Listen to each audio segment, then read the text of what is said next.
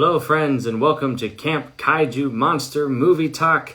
I am so excited for tonight. We are going to be joined by a very special friend. You may remember him from last week's chat about Dracula's daughter. It is the Eldritch review. Back at camp, he's packed his sleeping bag. We're going to dive into The Invisible Man tonight.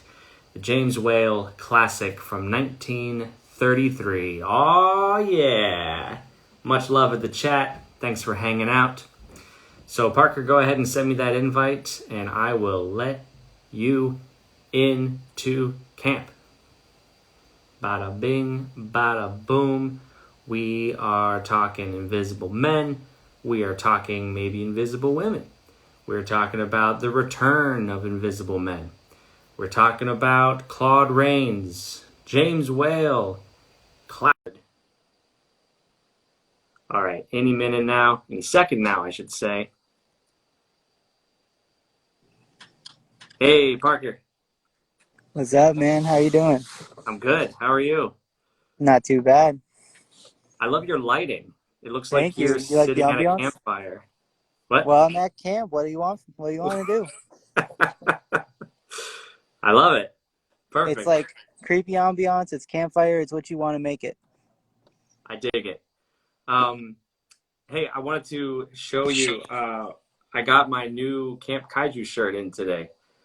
I like it, man. I like the Yeah. vampire. Cool. That means a lot coming from you. You know your vampires. I like to think I do. So I was just, as you know, I was just saying, we had such a great chat last week about Dracula's daughter. Mm-hmm.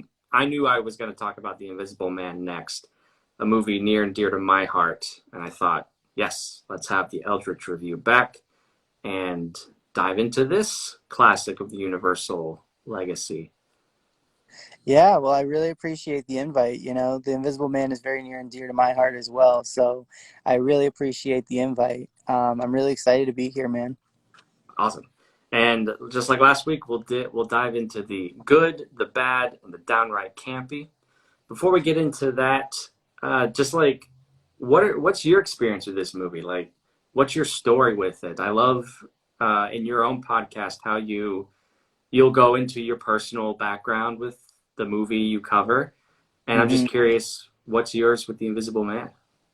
Yeah, it's a good question. Well, The Invisible Man for me was one of the first Universal Monsters movies I saw along with Dracula.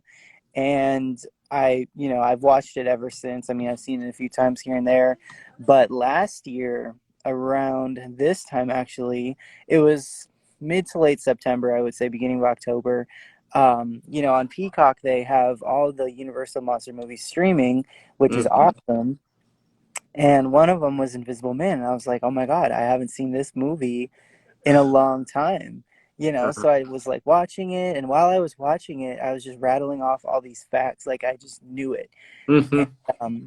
I was with my mom and she was just like, why haven't you started a podcast or like a YouTube channel? Or why haven't you like done something with this yet? And I was like, you know what? That's a really good question. So after that, I really kind of started thinking, what's up, man? Nice to see you. Um, I started thinking like, what can I do with this movie? What can I do? And that's where the Eldritch review came from. I was like, I could talk classic monster movies in general all day long. This is Mm-hmm. awesome. So let's do it. And yeah, man, I just rolled with it from there. The Invisible Man, I know it is my biggest inspiration for that. And the movie I was watching when planning the movie, or I'm sorry, planning the Eldritch review, and it's just very special. It's very special. Uh, I I love everything you just said. That resonates with me so much.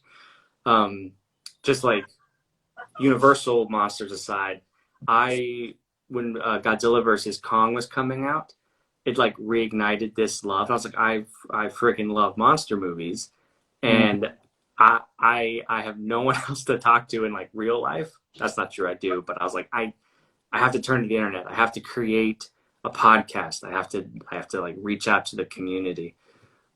So I get that. I Mhm. love that The Invisible Man was the catalyst for the Eldritch review. That's It fantastic. was. Yeah, it definitely was. I mean, the fact that I knew almost not everything about the movie, but I knew like a good chunk of trivia from the movie and just, the love of monsters, it was kind of the same as you, like you just said. I didn't really have anybody to really spout off these facts to and love Yeah, these monsters with because in like my friend groups and like my family and just everywhere, like people were not into horror in general, right. but especially the old Universal monster movies. And it's crazy because it's like, you know It I just it's I it's a passion for me, and then I joined this monster community and it's like, holy crap, like yeah. people actually exist who actually love these monsters. And shout out to Brian of Uni Monsters. Brian was one of my day ones. Brian kind of took me under his wing and supported me and kind of gave me some support early on. And yeah, it's crazy, man. The Invisible Man is definitely the catalyst, and I'm happy to consider it that. It just makes me love it even more.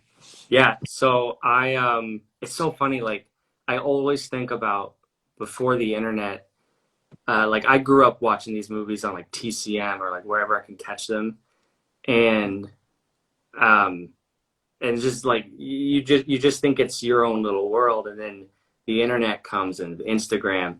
I'm talking like a boomer. I predate the internet. Um but it's just now it opens up a whole new world, and it's like, wow, there are like-minded individuals. I want to share with you, uh I in 2000, when I was 9 years old, AMC had a thing called Monster Fest in Uh, October. yeah. It was promoting the Mummy Returns, I think, or the Scorpion King, one of those. Anyways, I on tape like recorded all the Universal monster movies I could, and I made my own VHS box set. So Oh my God. so this is That, the Invisible Man, obviously, and then it's yeah, a double feature with Frankenstein meets the Wolfman. And this is like my 9-year-old illustration. that's really, really cool. I I wrote love that. synopsis is on the back. Um, this, Movie box artist in making.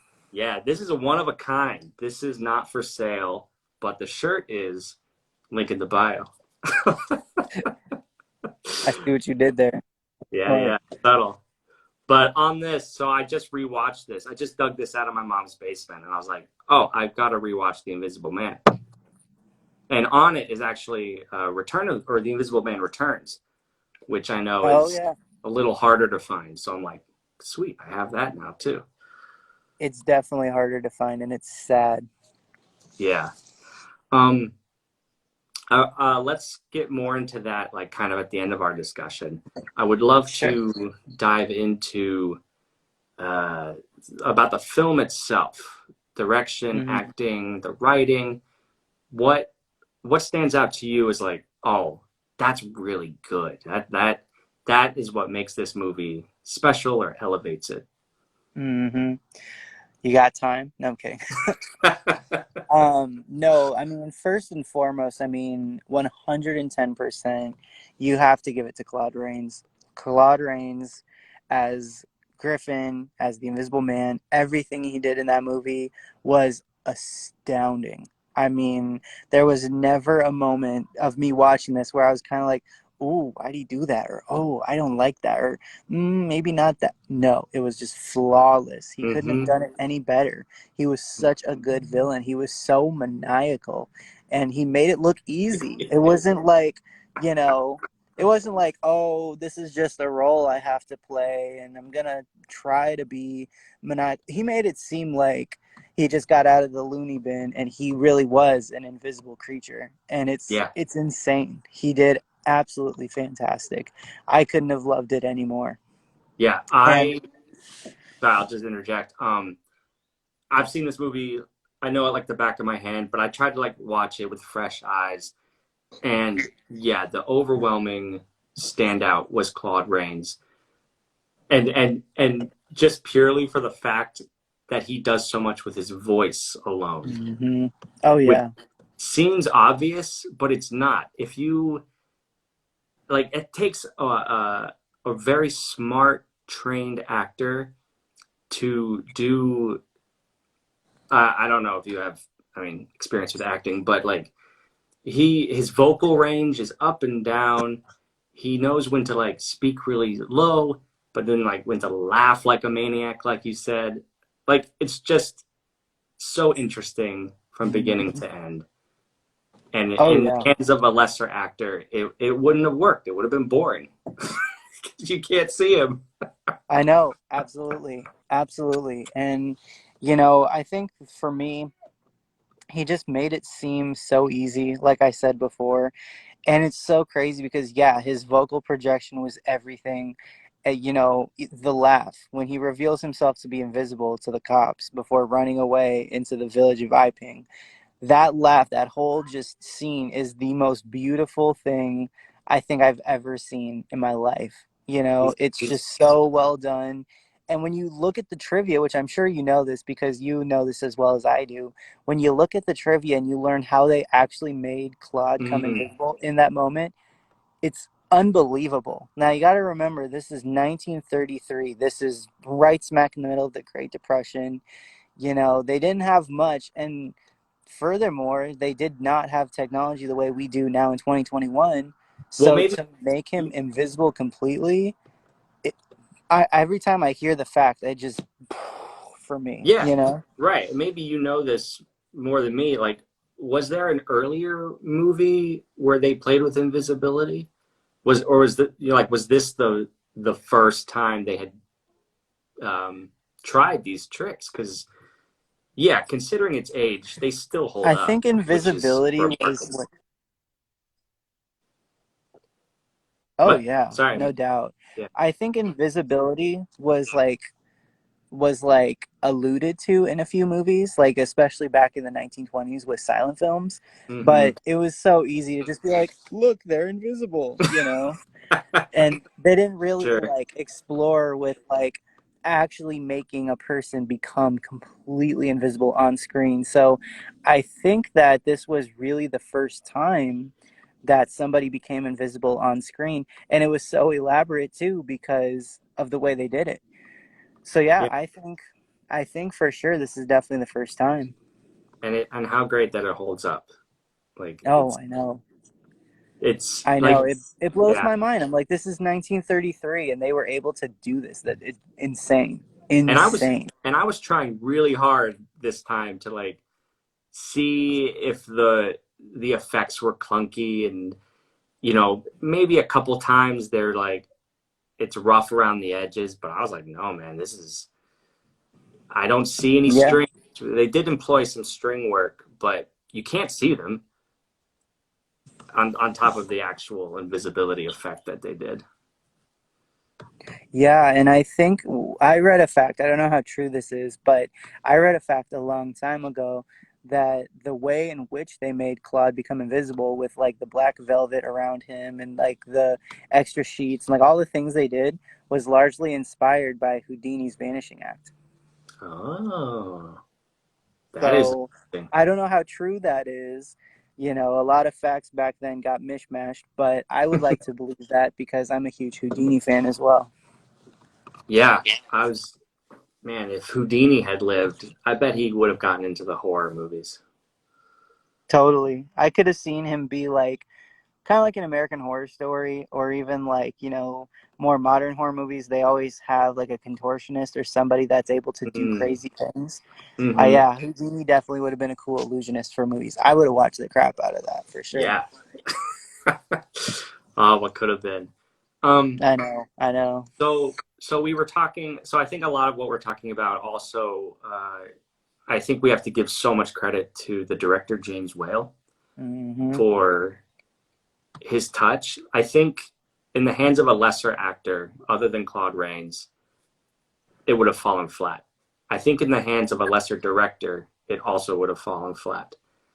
Um, I think I think Wales, just like in Frankenstein, he's able to not only play with the horror, but he really plays with the humor, which Yep. I think for the Invisible Man it works exceptionally well and makes it unique, I think, among the other Universal horror movies. Mm-hmm. Yeah, I mean, what are your thoughts on Mr. Whale? I agree. I mean, James Whale and I have a very love-hate relationship, to be honest. So James Whale, I like him because I commend his bravery and his risk-taking abilities, because he really was that kind of director in Hollywood that he didn't care what people said. If they said, "No, the sky can't be blue in your movie," he's like, "It's going to be blue anyway. I don't Yeah. care." And it's crazy because, like, back then, they could have easily canned him right away. They could have easily said, "No, you're not listening. You got to go." They didn't. Mhm, And somehow he was able to slip through and do so many things. And yeah, I mean, when you look at this movie, and I'll talk more about it as we keep moving, but mhm, when you look at this movie, which was very sinister for its time period, and very much different from its predecessors, Dracula, Frankenstein, and the mhm, Mummy, it's mhm, kind of like, wow, this is a new take and a very horrifying take on a monster, because Dracula, I don't really want to consider Dracula a love story, but I think it was a lot more, it was a lot more tame. And then, of course, mhm. Frankenstein was scary because of the monster, but even that was a little bit more on the softer side. Yeah. Then the Mummy, I always like to call it a Shakespearean tragedy, Hmm. because it's, he tries to like reclaim his lost love. She doesn't feel the same. He does, Yeah. have a broken heart. She escapes. Like, it's very Shakespearean tragedy when you rewatch it. So then you get to 1933 with The Invisible Man and James Whale, and it's like, wow, this is very evil. This is very sinister. Mhm. And, I don't think he intended it for that to be that way, but the way it was made, anybody, who, even if they're not a monster fan, could watch this and be like, how did they do that in the early 30s? Yeah. I think the like James Whale has such a distinct taste with comedy and horror. It's less in Frankenstein, but you see it with The Bride of Frankenstein, which came after Mhm. this. I think I think it's just the it helps the staying power of this movie. It's why Right. I've seen it so many times. It's why I love it so much. And as with like again with fresh eyes, it's like, oh, I'm laughing, but is this funny? Like it is funny, but like in reality, he's murdering a lot of people Yeah. Yeah. and And it's shown scaring the on crap screen out of them. too. And it's shown on screen too, which is another testament to, like, how did they do this in the early 30s? That was one thing. I'm sure you've heard it because you've listened, you're all caught up on the Eldritch review at this point. But one thing I made sure that I stressed so heavily when I did that episode was saying, how the hell was that possible? You know what I mean? Because Mm. some people just glaze over it. They're like, oh, well, I don't care. But then you look at us movie buffs, and it's just like, a whole train just got derailed in 1933 black and white horror. Oh my god! What the hell? Yeah, and then yeah, it was when he like his murder rampage. It was the first time I like saw it for what it was. I mean, it's brutal. Like he strangles the cop, like smashes his head in. Yeah. He's yeah, it was dark, and which I appreciated because I think Hmm. I always remembered it more for its comedy, but I definitely recognized the horror this time around. I think what's really good about this movie is this was the first time, because all those movies were class horror, and they were, they had their elements. But I think what really made this movie interesting is that this movie genuinely felt like a horror movie. And I think what interests me so much about The Invisible Man, and really Jack Griffin as a character, is, and frankly, it's very terrifying, but you can't see him. You Mm-hmm. can't. And it's like unsettling, because it's like, okay, Dracula is a supernatural monster that, yes, he will suck your blood if you're not looking. That's Mm-hmm. scary. Frankenstein can chase you down. That's scary. The Mummy, he just wants his lost love. He doesn't care really about anybody else. This guy, you can't see him. He could be right behind me right now, and I wouldn't know it. You know what I mean? And Yeah. that's very unsettling. And I think that for that time period, for James Whale to explore this, I mean, granted, it was a book beforehand, but to really put it on screen, I really can just imagine people seeing this in the theater and like looking behind them as they're driving home, like, Mm. you Yeah. know, because they're worried about some dude behind them that's completely invisible. You know, it's so unsettling, but it's Yeah. so cool at the same time. And I think that's why I love the Invisible Man so much Yeah. And you as a actually made character. me think about why I think that the Invisible Man might, in a way, be the most terrifying. Is because he is a real man. Mm-hmm. Dracula is supernatural. Frankenstein is supernatural. But the Invisible Man, is a scientist who had an experiment gone awry, and yeah, he's just a murderer. Like he Yeah, could be anybody we know out in the world. I so yeah. Thanks for making me think about that. I think that's a yeah, that's something that I think is it's again unique. freaky. It's unique to the Universal's classic monsters. That there's Mm-hmm. nothing really supernatural about this dude. You know I what I mean? think it's more, yeah, because supernatural I always consider to be like otherworldly. And I think this is very practical. I mean, he was a scientist, and it's safe to say that the serum he took made him invisible and made him insane. Mm-hmm. So, yeah, I think it's a little bit more on the more realistic side of things than, Yeah. yeah, the supernatural side. Um, it makes me think, and this might teeter into, bad things. And like last time, the bad is just like things that maybe you raised your eyebrow at, maybe that didn't stand Mm-hmm. the test of time, or nitpicks in the script or what have you. Mm-hmm. Um, I think because I think it's natural to compare this movie to Frankenstein, which came out a few years earlier, also Mm-hmm. James Whale. And in Mm-hmm. Frankenstein, what I love so much about that is you see the humanity of the monster. Like he doesn't want to be a monster. Despite all that, he still ends up causing deaths and this and that. With the Invisible Man, it's less easy to sympathize with him. Like it loses a bit of that dramatic weight.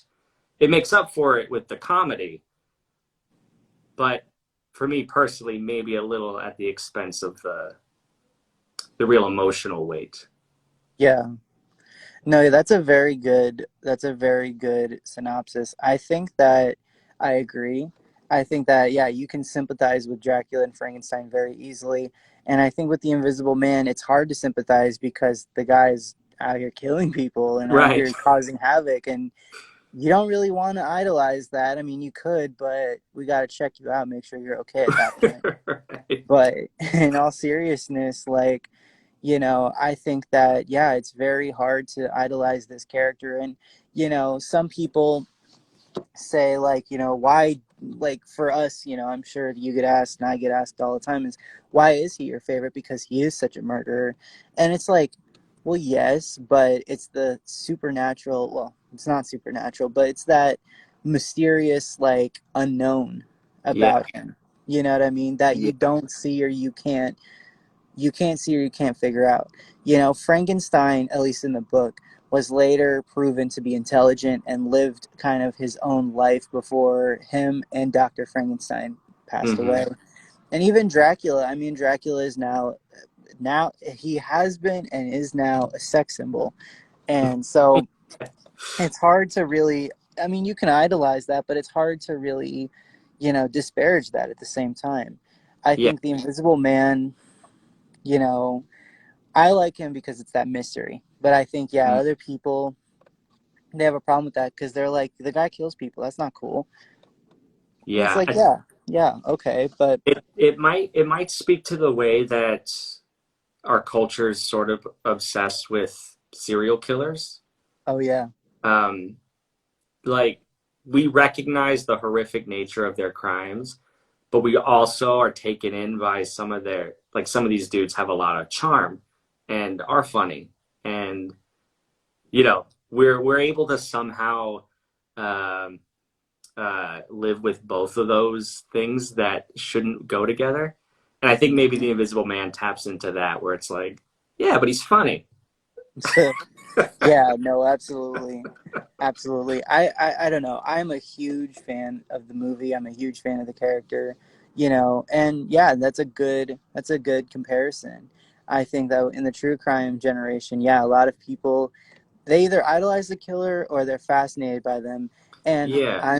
I'm pretty guilty of that myself. I'm very fascinated by, the likes of John Wayne Gacy and Mm-hmm. Jeffrey Dahmer and, Mm-hmm. all of the killers that most people are like about. I'm like, look, I don't commend them for what they did by any No, means, but but it's interesting. psychologically, it's like, holy crap, like Yeah. that's insane.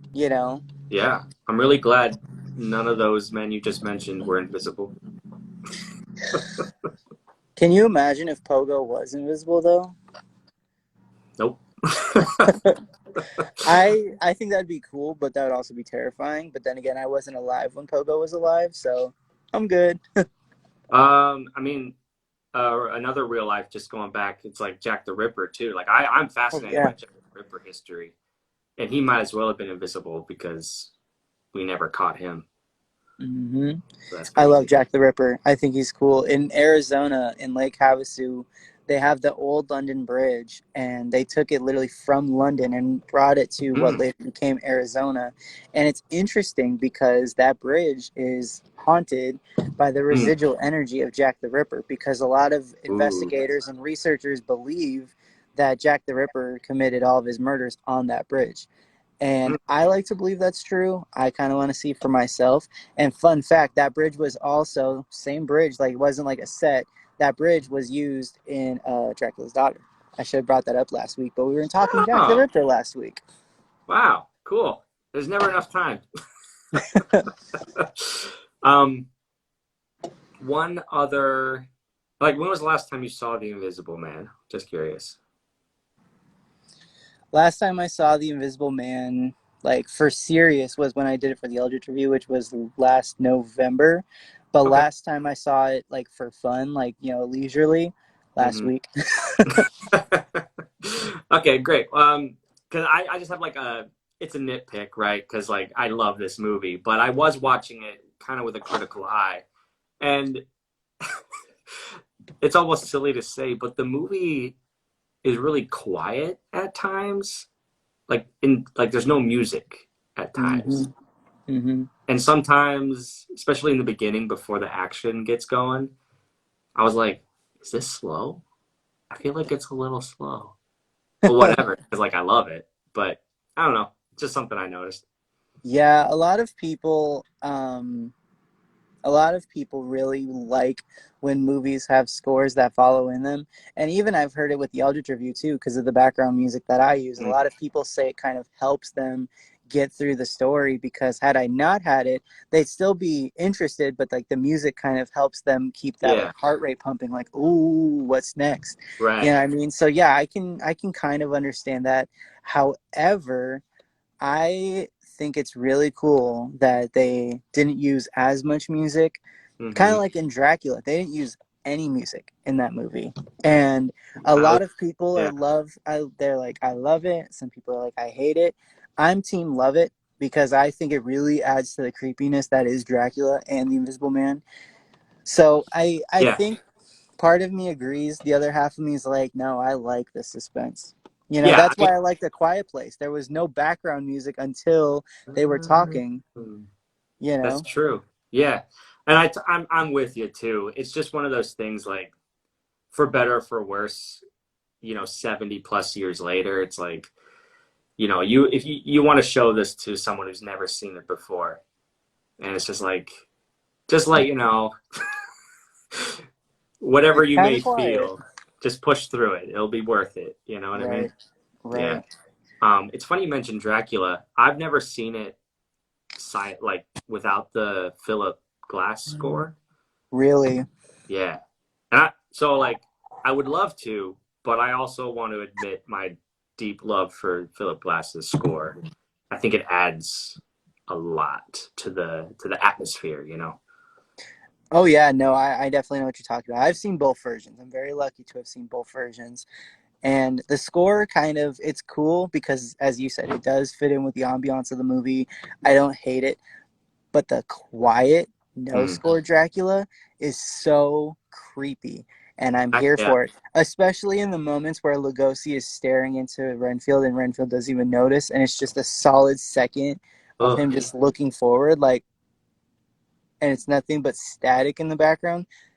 Oh, I love it so much. People are like, ooh, about it. I'm just like, yes. You're getting my spine chilled. This is great.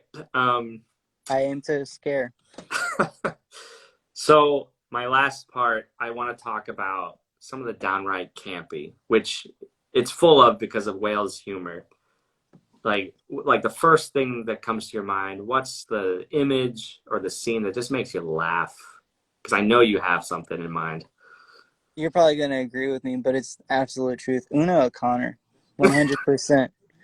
Una O'Connor was hilarious in that role. And that's what she does. That's who she is. She was a comedian back then, so she's used to that kind of thing. Yeah. But oh my God, the fact that she saw him and like was just like running down the stairs trying to get her husband, and her husband falls down the stairs. Oh, God. Oh my God, it's so funny. And I talked about it on the Eldritch review. I'm like, I don't like that lady. But then I thought about it, I'm like, how did I not like that lady? She's hilarious. She and her and Wales, I've just read a bunch. Like he loved her as an actor. And yeah, he just gave her free reign. He's like, Una, I just want you to scream as loud and as long as possible. Yeah, exactly. And it's so funny. Oh, I God. think she was a little bit funnier, actually a lot funnier, in Bride of Frankenstein 2 years later. Hmm, But I think she's just hilarious. I think that he's a hoot. people could not, like, one piece of trivia for you. They had to stop production so many times because she was just making people laugh so hard that they couldn't focus. Like Claude Rains, so they were on the set, and she was like pretending to fall down the stairs and like act a fool like she does in the Mm-hmm. movie. Claude Rains said cut almost 20 or 30 times because he just could not handle it. He's like, I can't focus. I'm trying to be in a freaky mindset and I can't do it because of this lady. And it's like, I love that. That's insane. I'm trying to be in a freaky mindset, Claude Rains. Um, I what? want to put that on a shirt. Yeah, I was gonna say my favorite part. It's always been my favorite part is when there's a quick scene in the middle of the movie.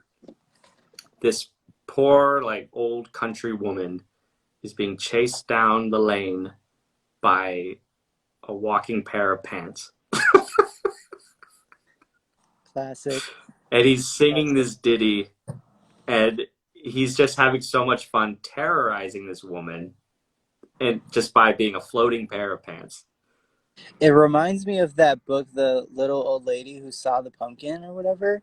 I don't remember what it's called, like, exactly, but there's that book where it's one of my favorite books of all time. This little old lady is walking in the woods alone, and she sees this giant pumpkin head. Mm, And, well, actually, no, the pumpkin head is like at the very end. That's like the boss level. But before that, she sees like a shirt and pants and like shoes and just floating, and it's like, did I scare you? And she's like, no, not quite. mm, And so yeah, eventually it makes a whole outfit. It's like a shirt and shoes and pants and socks, like all the things that make an outfit. mm. And by the end, like, they're all walking home and she sees the giant pumpkin, and the pumpkin scares the crap out of her instead of the clothing. So yeah, when I hear Wow, that, when I see that part, I instantly go back to that book from when I was like in kindergarten, maybe first grade, reading that. that's cool. That's cool. Mm-hmm. Um, yeah, I mean, there are a lot of good moments like that. Like when he's throwing the money out of the bank, and he's like, Yep. Yep. "Free money, money, money, money." I just love how sinister it is. You know what I Yeah, mean? And like we said before, a lot of people kind of disparage that, but it really was such a dark, twisted movie for that time period. yeah, And it was so good. because it's so like that's that's, I think, credit to Claude Rains. He's able to make you laugh and then scare the crap out of you a second later. Like, it's, Hmm. again, only with his voice, really. He's able to play those notes just expertly. Ah, Hmm. it's so Yeah. good. And the laugh especially. I mean, the laugh just people get chills or people feel how they feel. I love it. I Hmm. absolutely love it. Every time I see it, it's just kind of like a moment because I'm like, yes. I'm like, I could hear you laugh all day, dude. This is awesome. Yeah. Yeah, and his voice is so dark and scary, and oh, I just love him so much. He's my favorite, and I'm actually talking about him next week on the Eldritch Review too. I was So gonna say, so I think this is a good time to segue into just, what you got going on your own podcast and what's up next. yeah, so today I just released my Bela Lugosi episode, which I'm very, very happy about. I was so behind. So I had a very restful weekend, which was very much needed. It was very Hmm. nice.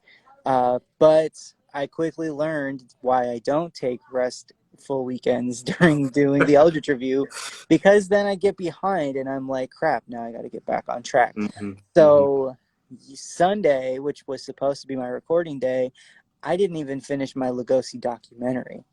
And I was like, oh crap, I'm behind. So I was like, all right, well, I have no choice but to do it all Monday, and I will. I have no other choice. So Hmm. yeah, I just threw on the movie. I watched it. I watched it in its entirety on Monday. I typed out the episode. I recorded it. I edited it. It was done by 10:15 last night, Wow. and it came out today just on time. So I learned my lesson. This is again why you do not take restful weekends when doing the Eldritch review. This is why you save it for your hiatus. Well, it sounded really good. I gave it a listen today, and I could just tell all the hard work you put into it. Sounds good. Your facts are great. Yeah, it's Thank you. I enjoyable. appreciate it. I appreciate it. Yeah. So the Lugosi episode is out now. Very proud of that. Lugosi, as I said 100 times last week, and I said it 100 more in the episode, he is my absolute favorite. So this was definitely a very special episode for me to make. Good. And then next week is all about, funny enough, we're doing The Invisible Man tonight because next week is about Claude Rains. It's perfect. Perfect fate has brought us here. Exactly, exactly. And I'm very excited for that because Claude and Bela are two of my most favorite icons. They've inspired me beyond measure. And I don't really know a lot about Claude's story. I haven't really taken the time to learn about him. What's So I'm very, interesting, yeah, I don't know either. But like I love Claude Rains for so much more than just The Invisible Man. Like mm-hmm. he's in so many movies, even just as like a supporting role. Yeah, Kills it every time, and I'm like, that's Claude Rains, man, just showing especially up. Mr. Smith Goes to Washington. Ah, he's very good in that. Mm-hmm. I forgot. I forgot. See, I forgot he was in that one. Mr. Smith Goes to Washington and Casablanca. Yeah, I remembered Casablanca. A lot of people don't remember until they see him. They're like, oh, yeah, it is him. Yeah, yeah. See, for me, people like I have a very inept talent. It happens with music and with film where it's like when I hear somebody talk or hear somebody sing, I instantly know that it's them, right? So if I was watching a Claude Rains movie where he didn't look like himself, like he had makeup on his face or Mm-hmm. whatever, like you had no way of knowing that it was actually him, Mm-hmm. I would just have to listen and I'd like nudge you and be like, hey, that's Claude Rains, that's the Invisible Man. It's a shame he didn't come back to the Invisible Man franchise. I don't know why. Maybe you'll dive into that in your episode. Mm-hmm. Um, but I mean, he was in the Wolfman, which is great. But yeah, And Phantom of the Opera. Don't forget Phantom of the Opera. you're right. I did forget. Shame on me. But the Invisible Man, it's like, but good for him. Maybe he like broke away from the typecasting that sort of happened to all the other ones. Yeah, and I think, with Claude, I think that what I heard, I don't know how true this is. It'll have to depend on what my episode says next week. But what I learned about Claude was that the Invisible Man took a mental toll on him, because he was playing such a psychotic character. And I think he kind of had a moment where like he had to go to therapy to really kind of get his head back on straight, to be like, okay, I'm not going to kill somebody today. you know. Jeez. Yeah. And the Well, same thing happens actually for people who played the Joker. yeah, It's a very sad truth. I mean, Jack Nicholson had to go through therapy. Heath Ledger died, which wasn't entirely because of the Joker, but if not, if he didn't pass away, he probably would have gone through extensive therapy as well, because that role kind of messed him up. yeah, Joaquin Phoenix too. Joaquin Phoenix is never the same, and Jared Leto. Jared Leto. Um, Jared Leto's kind of like how Ryan Reynolds is now after playing Deadpool. It's kind of like, they're still themselves, but you can tell that they're a little more on the like sarcastic, like sure. I play the Joker, I play Deadpool, and now I'm, acting like that in Yeah. real life. I don't know how else to describe it, but it's very strange. Yeah, you gotta watch your, yeah, you just gotta be careful sometimes when you're performing. Right, right. Yeah. But Claude Rains still knocked it out of the park. And Oh, 100%. I'm so glad that he played this part. It's so good.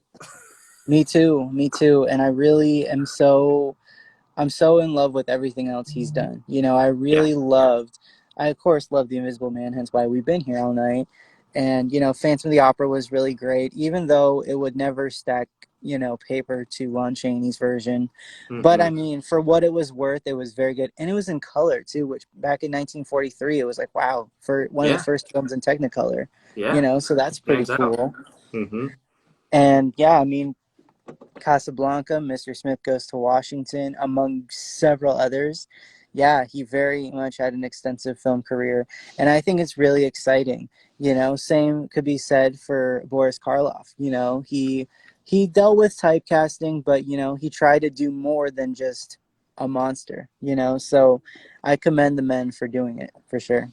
Yeah. You could tell this, despite whatever typecasting, they're just wanting to do the best work possible.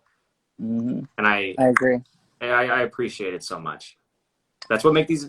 I mean, honestly, if it weren't for their dedication, these movies wouldn't be as long lasting as they are, I think.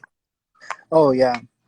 Oh yeah. I think between their dedication and I think the fact that they just leave everything in every single role they do, and Mm-hmm. that was one of the things that I covered when I did Lugosi. Was Lugosi and Karloff, and I'm sure Rains was the same way, but these men really put everything they had into their roles. They didn't settle for anything less. You know what I mean? Yeah. If they were going to play a role, they were going to play it like they were going to die tomorrow. Mm-hmm. And something to be said about that, because other actors, even today, you know, they don't show that same energy. That's why I love people like The Rock, for example, who are larger than Yeah. life, who Yeah. are the same way. They just leave everything they have in their role or their Mm-hmm. work, so that God forbid if they died tomorrow, they have a legacy behind them. That's very well put. You're right. I love The Rock for all those same reasons. Exactly. Cool, man. Well, this has been a blast. We have to do it again sometime. I'm not, obviously, just the nature of my show, I'm not always going to cover the classic monsters, but Hmm. anytime I do, like, you could be my go-to man. Like, it's great talking to you about this kind of stuff. You too, man. I That's an honor I don't take lightly. I really appreciate you, and I definitely know that this isn't your mantle. I know that you love the kaiju's and the monsters, which I do too. There's a part of Hmm. my monster heart that loves the kaiju's as well. But no, I'm definitely more into the classic monsters. But I really love everything you do, and I'd be more than happy to come back anytime you're talking classic monsters, because I was thinking about it today, and I'm like, shoot, I think I've seen nearly every horror movie ever, unless it's like a B list or completely indie. But like, I can talk about any horror movie, so I'm grateful for opportunities Awesome. like this. Yeah. Well, you know more than you're the expert here, so it's my pleasure, my honor. Thank you. Man, I'm not an expert. I think we're both experts in our own ways. All right, I'll take it. I think you're the kaiju expert, and I'll be the classic monster expert. How about I that? like it. We'll just complement each other. Exactly. Or Exactly. You research your subject, and you do because it's what you do, and I'm the same way with mine. So yeah, it's definitely a nice compliment. It's a pat on the back. absolutely. All right, man. I hope you have a great October spooky season and watch all the horror movies you got to watch this month. Because if you're like me, you have a list that you got to get through. Yeah, I definitely have a mental list. I try not to be, I like the 31-day challenges that people do where it's like 31-day movie challenge. But at Yeah, the same time, I don't because I'm like, don't tell me what to watch. I'm going to watch whatever the hell I want, right. you know? I'll just rewatch the same movie I've seen 100 times because I love it and it's my Exactly. tradition. It's my Halloween Exactly. tradition. Yeah. I'm really excited, off kilter, but I'm really, really, really excited for Halloween Kills this Friday. Ooh. Yeah. I don't know. I love the original Carpenter, and Oh, yeah. actually I like Halloween 2 and I like Halloween 3 a lot. But Yeah. I don't know. I have to. I haven't quite gotten on board with the remakes, but I hear they're good, and at least Jamie Lee I Curtis is mean, yeah. I'm a huge Halloween fan no matter what. I in it. love, of course, the Carpenter, first and second were just timeless. And Mm-hmm. then, of course, Rob Zombie did Halloween 1 and 2 again Right. in 2007 and 2009. And I'm a diehard Zombie fan. I love his music and I love his movies. And I think that the way he did Halloween was masterful. A lot of people are like, I love it or I hate it. They're Mm-hmm. very, very opinionated. I'm one of the people who loves it with all his being. I think he That's did an great. I absolutely love that. amazing job. I love people loving Um, things. I need to give it a chance, I'd say. it's not your mama's Halloween. That's what I tell people. A lot of people go into it thinking, oh, it's going to be like The Carpenter. No, it is not like The Carpenter. It is a Gotcha. lot grittier. It is a lot more intense because it is a Rob Zombie movie. But the way he did it, it was his style. He made it his own movie. And if you didn't know about John Carpenter's Halloween, you'd Mm-hmm. probably think, dang, like this is a really good movie. You'd think it was his own creation. That's how good he Yeah. did it. And then the remakes, I mean, I'm not gonna say that they were the best Halloween movies ever, but I will say the first one at least was very, very well done. And the trailers for Halloween Kills, every time I see it, I get goosebumps because I'm like, oh my God, it looks so good. And Yeah. I told myself between doing the Eldritch review and building my business, I told myself, okay, I'm gonna grind Monday, Tuesday, Wednesday, Thursday. And then Friday, I'm not doing nothing but watching Halloween Kills in my PJs. I wish you all the best on your journey. Let me know Thank how it you. I is appreciate because it. I'm not against it. I just haven't gotten on the hype train yet, but I'm open Probably to it. gonna watch it 100 times in one weekend, which is this weekend. So I'll Ama- definitely let you know. Amazing. All right, man. For real. Thank you, and let's chat again sometime soon. Absolutely. Thank you. Awesome. Take care.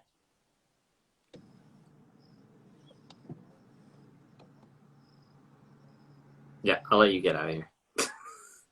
All right.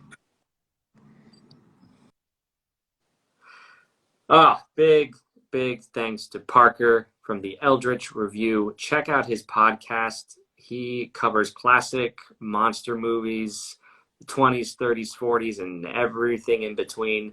His season right now, he's doing profiles on the sort of the people behind the monsters. So he just dropped an episode on Bela Lugosi. Last week was Boris Karloff, and the week before that was Lon Chaney. I'm really digging it, and I think you will too, especially if you love this sort of stuff. As for Camp Kaiju, thank you for engaging with me in my podcast, and we're back here same time next week. We are going to have another friend of the pod back, Matt Levine. We chatted about Cronenberg's The Fly a few weeks ago, and next week we're going to be back talking about Cat People, a classic movie from 1942. Deals with like lycanthropy, but they're cat people, women. It's weird. It's bonkers. It's it's an awesome film if you haven't seen it. So check it out. Come back here. We'll talk about it. check out the link on my bio.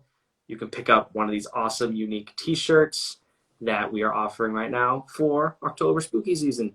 So thank you all again. And until next week, stay campy. There you go. I'll coin that one. Peace.